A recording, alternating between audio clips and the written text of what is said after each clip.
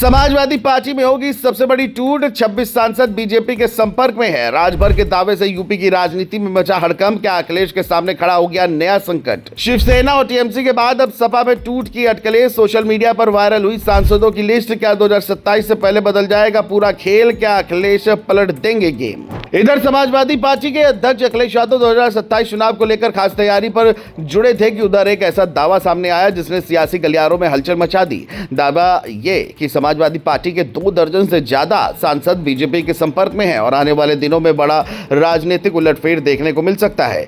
यह दावा किसी विपक्षी नेता का नहीं बल्कि सरकार में मंत्री ओम प्रकाश राजभर ने किया। राजभर के बयान के कुछ ही घंटे बाद डिप्टी सीएम केशव प्रसाद मौर्य ने भी लगभग वही बात दोहराई और कहा कि समाजवादी पार्टी के कई सांसद बीजेपी के संपर्क में हैं। बस यहीं से अटकलों की राजनीति पर बहस शुरू हो गई। सवाल उठने लगा कि क्या 2024 लोकसभा चुनाव में बड़ी ताकत बनकर उभरी समाजवादी पार्टी के सामने अब नया संकट खड़ा हो गया है। आखिर इस दावे में कितनी सच्चाई है, चलिए आपको सब बताते हैं। दरअसल ओम प्रकाश राजभर ने दावा किया कि समाजवादी पार्टी में बड़ी टूट हो सकती है। इसके बाद केशव प्रसाद मौर्य ने भी कहा कि 26 से 27 सांसद बीजेपी के संपर्क में हैं। इन बयानों ने इसलिए भी ध्यान खींचा क्योंकि दोनों नेताओं ने एक ही दिन लगभग एक जैसी बातें कही। इसके बाद सोशल मीडिया पर कई सांसदों के नामों वाली एक सूची वायरल होने लगी। इस सूची में अलग अलग लोकसभा क्षेत्रों से जीत कर आए समाजवादी पार्टी के सांसदों के नाम जोड़े गए और दावा किया गया कि वे भविष्य में कोई बड़ा फैसला ले सकते हैं। हालांकि इन दावों की अब तक कोई आधिकारिक पुष्टि नहीं हुई है, लेकिन राजनीतिक बहस जरूर तेज हो गई है।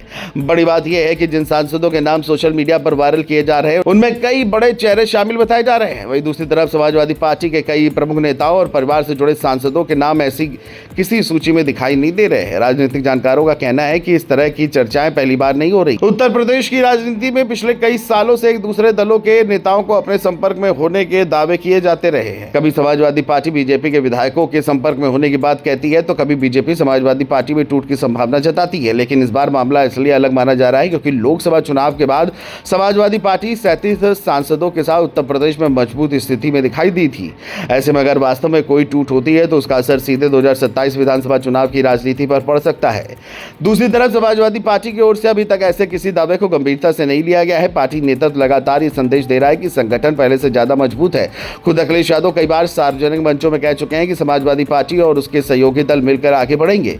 उन्होंने ये भी संकेत दिया कि 2024 में बना विपक्षी गठबंधन आगे भी जारी रह सकता है। यही वजह है कि पार्टी के भीतर किसी बड़े असंतोष या बगावत के संकेत फिलहाल दिखाई नहीं देते। हालांकि बीजेपी नेताओं के लगातार आ रहे बयानों ने इस चर्चा को जिंदा जरूर रखा है। शिवसेना और अन्य दलों में हुई टूट का उदाहरण देकर यह कहा जा रहा है कि राजनीति में कुछ भी असंभव नहीं है।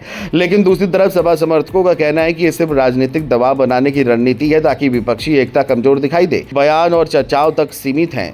कोई दस्तावेज, कोई आधिकारिक घोषणा या कोई सांसद खुलकर सामने नहीं आया है।